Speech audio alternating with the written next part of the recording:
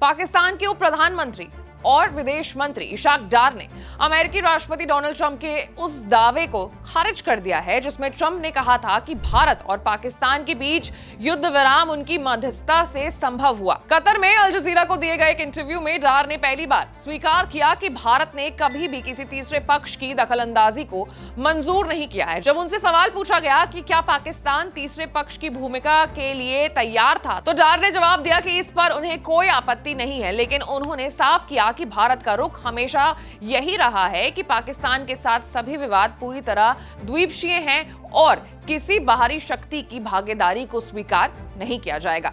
डार ने कहा है कि पाकिस्तान बातचीत के लिए हमेशा तैयार है क्योंकि उनका देश शांति चाहता है और उनका मानना है कि संवाद ही आगे बढ़ने का सही तरीका है। लेकिन उन्होंने ये भी जोड़ा कि बातचीत तभी संभव है जब दोनों पक्ष तैयार हों। उन्होंने बताया कि पाकिस्तान ने जब अमेरिकी विदेश मंत्री मार्को से सीजफायर के मुद्दे पर चर्चा की तो उस समय अमेरिका ने भी यही साफ किया था कि भारत इस मामले को केवल द्वीपक्षीय रूप से ही देखना चाहता है। डार ने यह भी खुलासा किया है कि अमेरिका ने मई में दोनों देशों के बीच युद्ध विराम का प्रस्ताव रखा था और यहां तक सुझाव दिया था कि भारत और पाकिस्तान किसी तटस्थ स्थान पर मिलकर के वार्ता कर सकते हैं। लेकिन 25 जुलाई को वॉशिंगटन में रूबियो के साथ अगली बैठक में उन्होंने जानकारी दी कि भारत इस प्रस्ताव पर सहमत नहीं है। डार के अनुसार भारत ने दोहराया है कि उसका और पाकिस्तान का द्वीपक्षीय मामला है और किसी तीसरे पक्ष को इसमें शामिल नहीं किया जा सकता। उन्होंने ये भी कहा है कि पाकिस्तान किसी तरह की भीख नहीं मांग रहा है। उनका दावा है कि पाकिस्तान शांति का पक्षधर है और हर विवाद को बातचीत के जरिए सुलझाना चाहता है, लेकिन ये प्रक्रिया तभी आगे बढ़ सकती है जब भारत भी तैयार हो।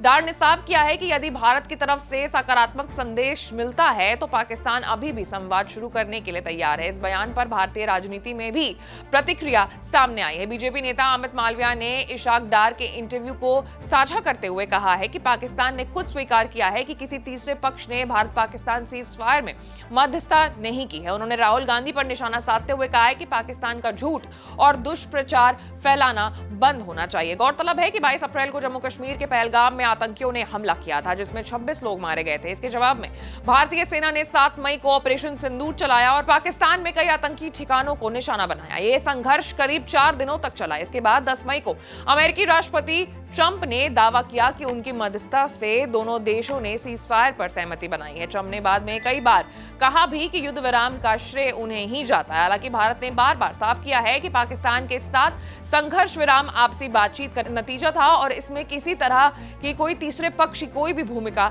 नहीं थी। अब पाकिस्तान के ही वरिष्ठ मंत्री इशाक डार के इस बयान से ट्रंप के दावों पर फिर से सवाल खड़े हो गए हैं और भारत के रुख को मजबूती मिली है। कुल मिलाकर के इशाक डार ने यह साफ कर दिया है, लेकिन जो शांति की बात कर रहे हैं, भारत भी एक ऐसा देश है जो शांति और अमन का प्रतीक है और वो भी हमेशा शांति और अमन को ही प्रमोट करता है।